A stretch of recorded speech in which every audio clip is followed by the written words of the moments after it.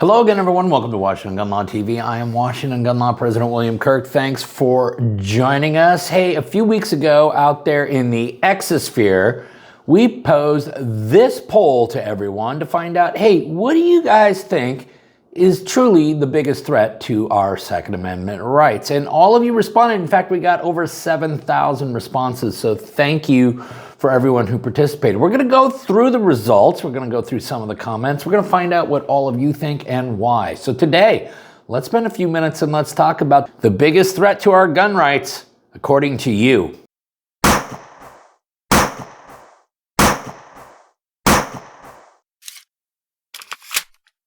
Okay, America, listen, at the end of every video, we always ask you, hey, tell us what you think. Go ahead and put some stuff down in the comments section below. And you guys are fantastic about doing it. Now, we use a different platform to try to come up with this data, and that was over there in the exosphere. But we asked the question, interested in seeing what you all believe is the single biggest threat to our right to keep and bear arms from a legal perspective. I get the obvious political issues surrounding civilian disarmament, but let's focus on the laws. Okay, and like I said, over 7,100 of you replied. So, what did the results say? Well, according to you, the voters, weapons and magazine bans got 47.3% of the vote.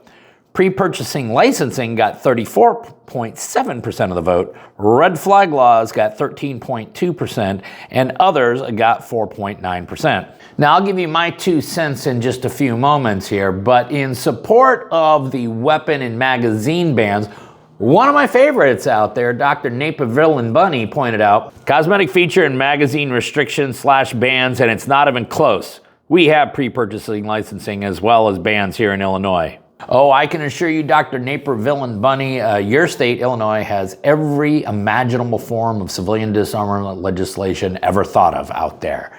Now, our good friend 2A Vet, though, he thought pre-purchasing licensing, and this is how he justified it as being the biggest threat. Keeping within the subject of the options type of law, I'd say licensing because it requires the state's permission.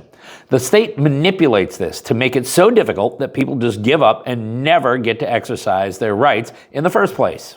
An absolutely true statement, and that is exactly how government will use pre-purchasing licensing to just slowly expand the requirements over the course of years to the point where they just wear out and basically make access to the Second Amendment rights chronologically and financially impossible. Now, Blackthorn Digital Forensics, they thought it was red flag laws, and their reasoning was, I chose red flag laws due to the lack of due process. The other 2 choices are likely to eventually fail due to Bruin challenges. However, from a legal standpoint, the lack of due process inherent in red flag laws is particularly scary as it's at the heart of legal proceedings. Again, really, really excellent point. Now, Rob and Avis Ramble, well, they came at it this way.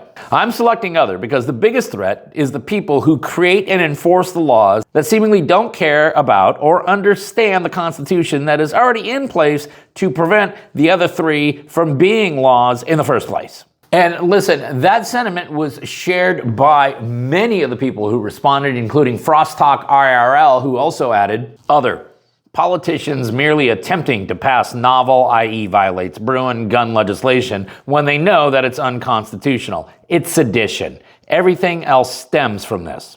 Now, where does Washington gun law come down on this in case any of you actually care? Well, at the time that I sent the survey out, I would have absolutely voted for pre-purchasing licensing because that could bar access to the Second Amendment in general for anybody.